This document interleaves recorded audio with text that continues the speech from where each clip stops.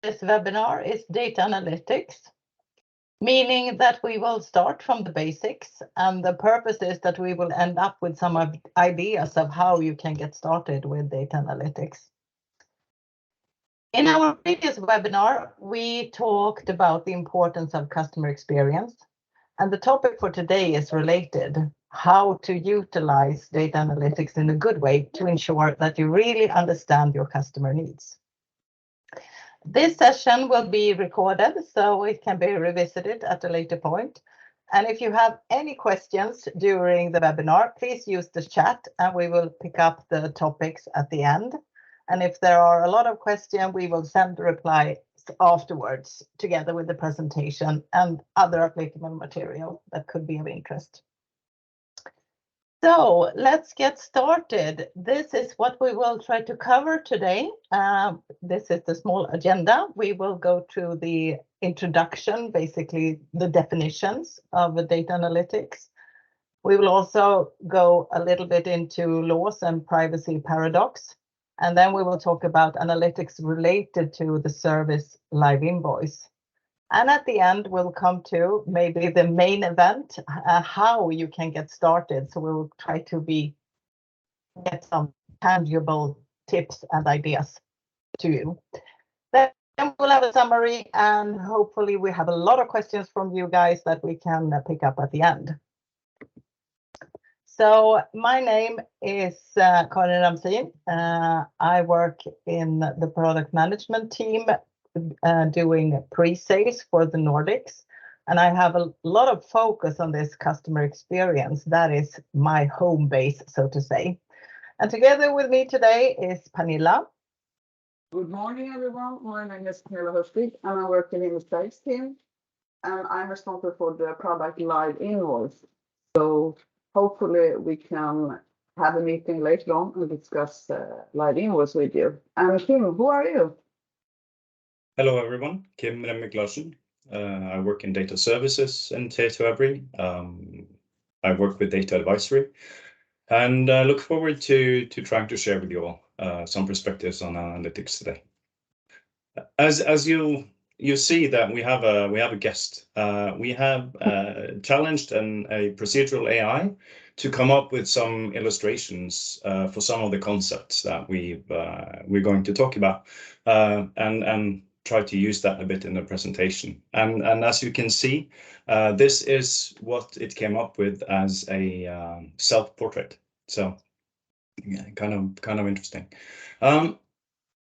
Let's just start, shall we? We promised to build our story from the ground up, and with the chance of sounding a little bit like Mr. Miyagi from Karate Kid, there is a truth in that analogy also, because martial artists practice solo katas, routines of movement alone, and musicians and singers practice scales, and master chefs still focus when they're making an omelette. And there are 100 ways to talk about data analytics. We have not taken the motivational pep talk. We believe that everyone here is interested in and know a bit about the potential for value in analytics. So this presentation starts with a caution, because also in analytics, details are what separates success from disaster. So questions like, what is data really, and where does data come from, may sound like wannabe philosophical questions, but the answers and the nuances in them are critical to success. And people who ignore it, they get burned to a tone of billions of money. So what's important to remember is also this. Until very recently, data was a necessary evil. It was something that you had to cope with to build the system you wanted. And it's still a driver for cost and complexity in systems and organization, even though storing and processing data becomes cheaper. And the data that you want to use for analytical purposes was most likely captured for a specific purpose other than yours. And whoever designed that system probably wanted to reduce cost and complexity. So if it worked for what they were doing, it was good data. So when you want to use data, and especially if you change the purpose and context of the data, you have to understand what it means for you and what you are trying to do. So what about modern use of data or analytics? And if you strip it down to its core, and you should, it's really about application of proven knowledge and science, principles that have created value for literally hundreds of years. Now assisted by new tools powered by computers and applied in slightly new ways in new areas. Now, computers are either assisting humans in finding patterns, where we still process, the patterns ourselves, or we're using computers to do pattern recognition directly. So when you hear AI, it's basically this ability used to do something that's similar to what we humans can do. For instance, image, speech, text recognition, or when systems simulate human interaction. So when we move into modern use territory, the additional complexity is really about using computers well on what they're good at, better than humans. So what is that? Because computers are in essence stupid. Don't get me wrong, they're marvelous. But when using them for analytics, it's really important to remember that the intelligent part of the partnership is us. So if you use a hammer to drive a screw, it's not the hammer's fault. Talks about data are often done from a perspective of how we humans deal with data, how it can be a source of information given context, how it can be a source of knowledge given meaning, and a source of wisdom given insight. But we're going to talk very briefly about how a computer deals with data, because a computer is in essence binary. They can differentiate between is and isn't, and that's it. And if you want to, you can think of it as picking one of two doors. And everything a computer can do today is based on clever ways of applying or working around the fact that this is the only thing a computer can do. And it's really key to understanding its limitations. And it's also easy to underestimate the importance of this, but to use an analogy, if you can ask any great chef, and they will tell you that making great food comes from first understanding and then mastering the flavors, sweet, sour, salt, bitter, and lately umami. And that the best raw ingredients in the world can be ruined if you get the basics wrong. So computers are simple things, but they're also almost unimaginably fast, so fast that we need astronomical scales. So if dealing with one is going through one pair of doors, then behind them is another pair. And today, a decent reading speed of a computer is comparable to going through a chain of door pairs 1 meter apart, stretching from here to the moon 3 times per second. And it remembers every door it took. But does that make it smart? If you try to visualize the statement on the screen, what image forms in your mind?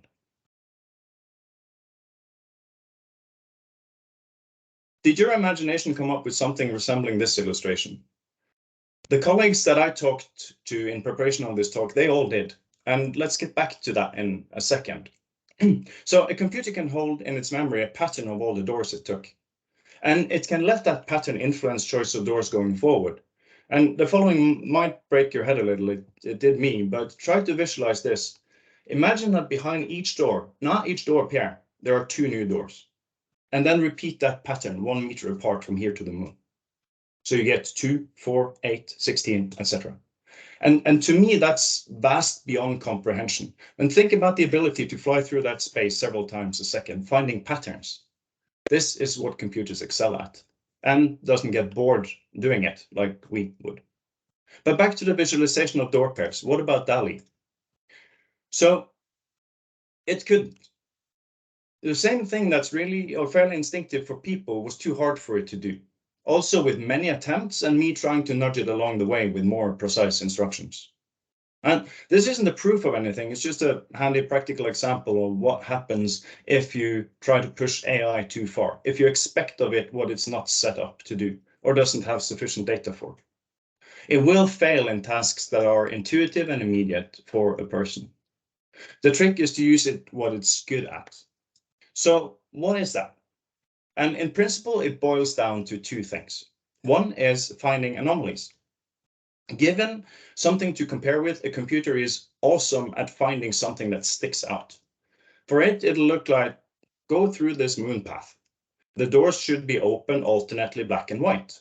Flag anywhere where that isn't the case. And boom, it does. It's also good at finding patterns, which basically is very similar, because given a criteria for what a pattern looks like, it will find, the same thing in the door chain. And if it tasks to find things that are similar, it will return a percentage, say, of how similar the part of pattern is.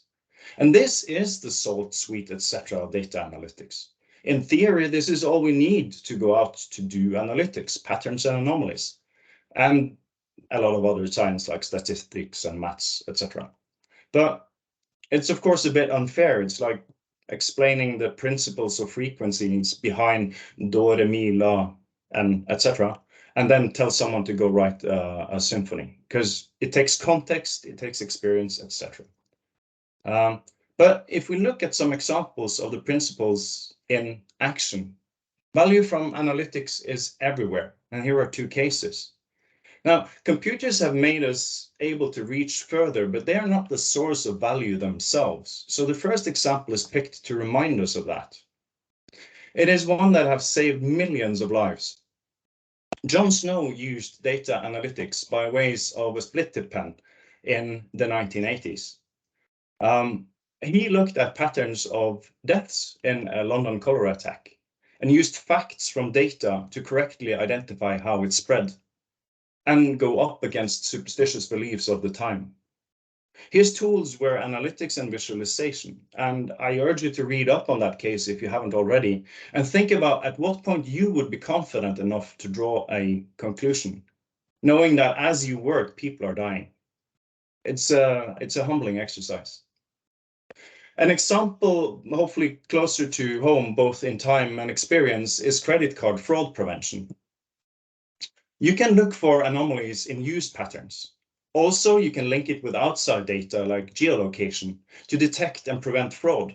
And many of you may probably have been contacted by a credit card company asking if a transaction was valid because the recipient is registered too far away from your previous point of purchase. Some of those flagged transactions are fraud attempts, now prevented. And imagine if people had a task of looking for these anomalies. It would never work. It would be too much and too boring. But a simple-minded, really fast machine can. And if you looked further, if you looked for patterns across multiple card holders and went back in time, you might find out where the card information was stolen by looking for a common point of purchase for the fraud victims' purchase histories. Or you could use the same information to look for social networks of suspected criminals, or even political dissidents. Value is understood from the beholder's perspective, and it's not a guarantee for morality or good. So look at this case and think about where you feel the line should be drawn for personal space in data, knowing that access to more data is access to more value, but also potential overreach. So, Pernilla, what are other constraints of using data, and what do we need to be mindful about? The ethics of analytics is hard to argue. It's so effective even, but we need to be careful. As individuals and society, regulation are needed like an example of GDPR. The data is a very big asset, a new national resource even, and we can see attempts at managing it through the EU Data Act. And now you all are here because you're so interested in the topic, and you should be. Name any other technology resource that are so effective and valuable that they have multiple new laws. There is a tug of war between the different interests in the relation to new laws and directives. Security and know your customers versus user and customers experience. We all want a smooth access to the information, but how can we be sure it is the right person who gains access? Passwords customers tend to forget. Using a bank ID gives a better trustworthiness. GDPR and the customer consent. Has the customer given the right consent so we can use the data? and the content we want to send across. How to balance this customer experience with security, that's the key question. And there's a big struggle between different demands, and you need to navigate this in order to make everything work. And that's where we come in, so we can help to navigate.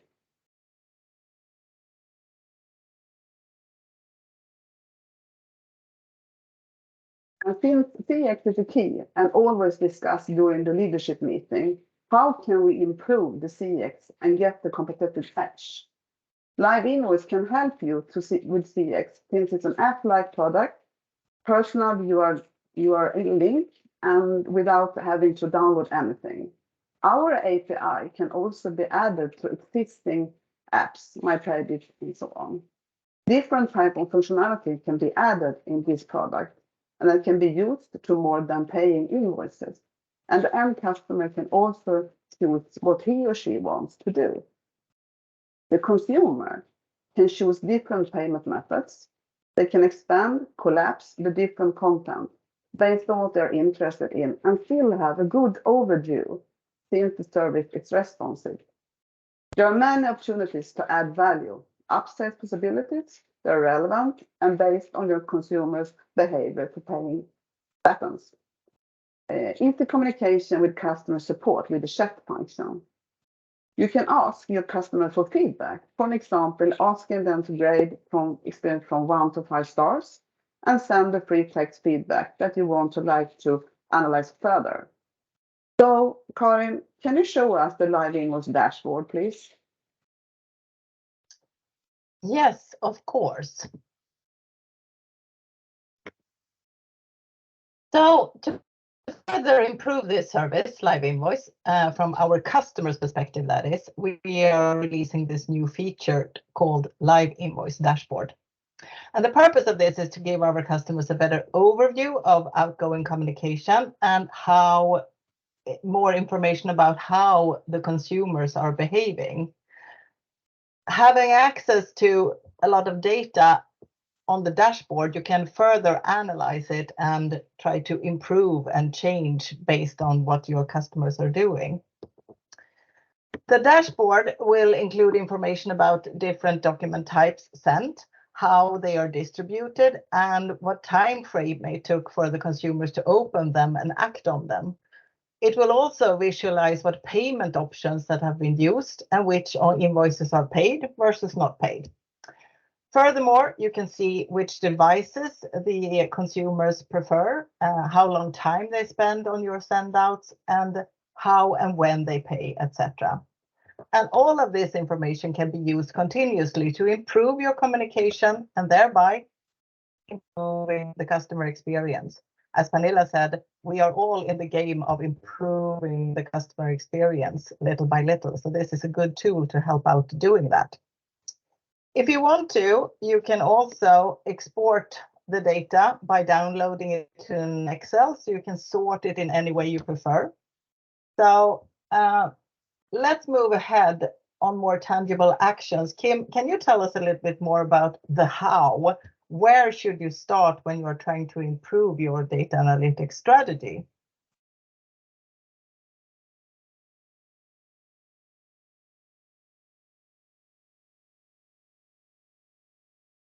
There we are. Thanks. I'll do my best, Karin. So far, we talked about principles powering and limiting data analytics, but we also promised to share some more specific takeaways. And we'll ease into that with a quick word on mindsets. F. Scott Fitzgerald said that the test of a first-rate intelligence is the ability to hold two opposed ideas in the mind at the same time and still retain the ability to function. And if you're looking for a challenge, here you have it twofold, because you want to be bimodal. You want to be visionary of what can be, what you can achieve. But at the same time, you need to be pragmatic. You need to look at where you are and what you actually have access to or can access. And to anyone with experience with innovation and entrepreneurship, this should be a familiar territory. You also need to be bifocal. You need to plan long term in order to move towards that vision. But at the same time, you need to look at the path right in front of you. If not, you'll end up on your face. And you need to be ready to take small detours that end up, serving the overall goal over time. But again, this is someone that anyone who has been the locomotive of a larger change initiative knows. So what happens if we take these things too lightly? Well, depending on your sense of humor, there is a lot of fun or heartbreak to be felt from failed projects. And regardless, the lessons from here are invaluable, and that's a possible topic for future. For now, just keep in mind that there are ditches on both sides of that road. So finally, maybe the specifics. But the thing is that all we've talked about up until now is really step one. They may seem abstract, but again, it really translates to know your basic tastes and respect that if you cook something too long or too little, you will ruin it. Still, there are recipes for people who want to start cooking. So here are, one for analytics. Step two then is to identify, gather, and align. So we're back to data. You need to find out which data you have access to, not only what you own, but what you can have access to. People, data, and tools. And you should challenge yourself to think both at what this can be used for, but also what if you had access to more data? What kind of data? You should work to break down silos, data silos, in such a way that you don't have to do it again the next time, and you should start small. The next step is to explore and hopefully discover value in this data. And then you need to work to understand the limitations of the data that you have access to by understanding the original context and purpose. In addition, of course, to understanding the context and purpose that you want to apply the data for now. At the same time, you need to think of and try to explore its possibilities and to discuss what-if ideas and scenarios based on the data with customers inside and outside your organization, and still stay small. Now, step 4 is making a change. So we're now assuming that you did discover some value. And the key important thing here is to remember that you're not done. You're only at the beginning. Making something and making someone use it are two very, very different beasts. And as a professor once told me, what you know isn't as valuable as what you can share. So now is the time to go big. You need to make it clear why it's in people's interest to use it. You need to make it easy to use. You need to keep informing and nudging until it's become a habit for people to use in their work life or their decision-making process. And the first 10 times you think you're done, you probably aren't just yet. So keep at it. But this is also the best time for learning. What impact are you making? How? And if you had to do it all over again, how would you do it differently? And what will you do next? Because now you get to do it all over again, only with so much more knowledge and so much more context. So what do you think, Karen? Is it time for the quiz? Yes, Kim, definitely. And since we initially said that we will start from the basics, we figured it would be a good idea to ask you at this point in a poll, what would you like to hear more about next time we have a webinar on data analytics? So we would like you to take a vote, and you can choose multiple topics if you want to. And the topics that we have predefined are 1, available data sources and how to combine them. 2, data analytics, the next step. So calculation assistance or unsupervised AI. Live Invoice, how can I combine data analytics with Live Invoice? 4, data governance, how to evaluate and improve data quality. And number 5 is success stories and famous failures within data analytic usage. So now the poll is up on your screen, so please submit your replies as soon as possible so we can check them out.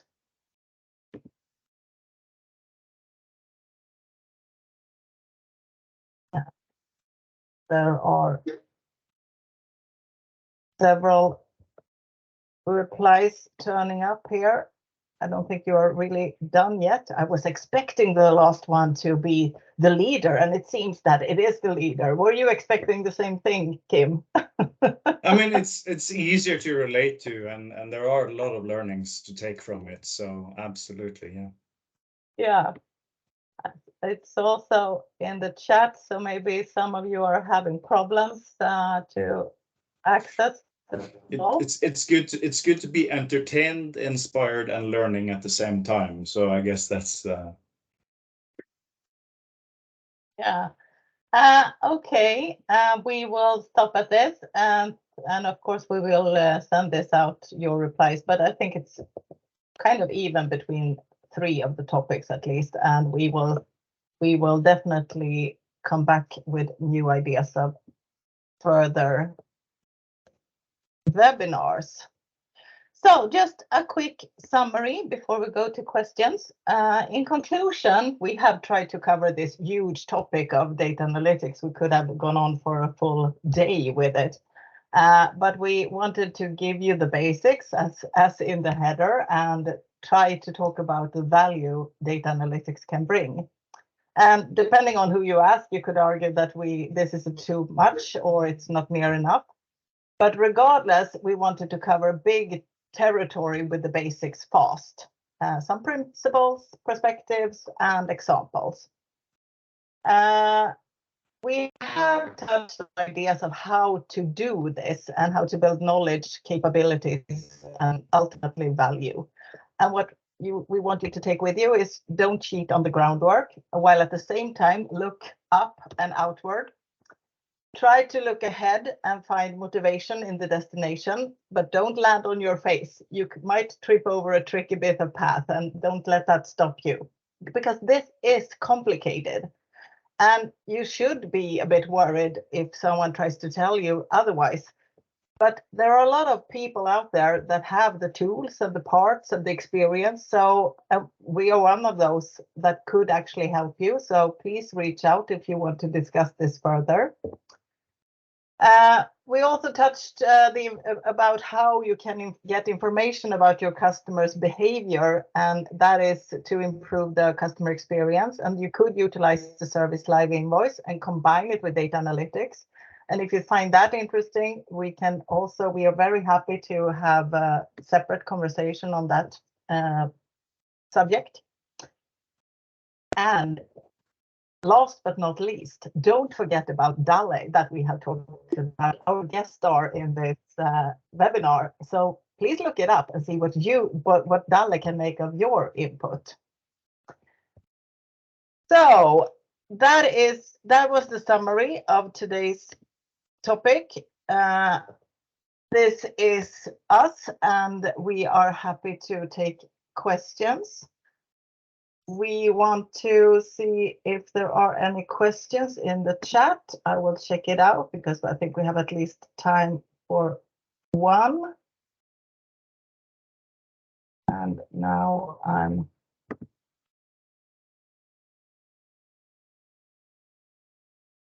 okay. It seems that we have been very, very clear because I can't find any questions. Here I see one. Can I use data analytics regardless of how big my customer base is and how much information I have about the customers? What would you say, Kim?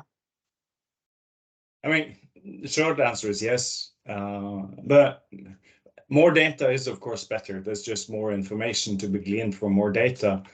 And it lets you, having sufficient data lets you use additional tools like machine learning, but you can find value and learn from almost any data set potentially.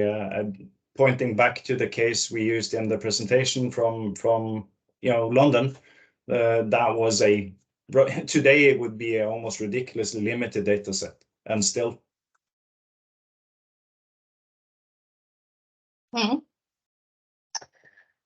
Okay, the time is up, so we were very happy to see you all here, and we will, as I said, send out the link to the recording, and you will also have the slide deck and you have our contact information. So just reach out if there is anything we can do.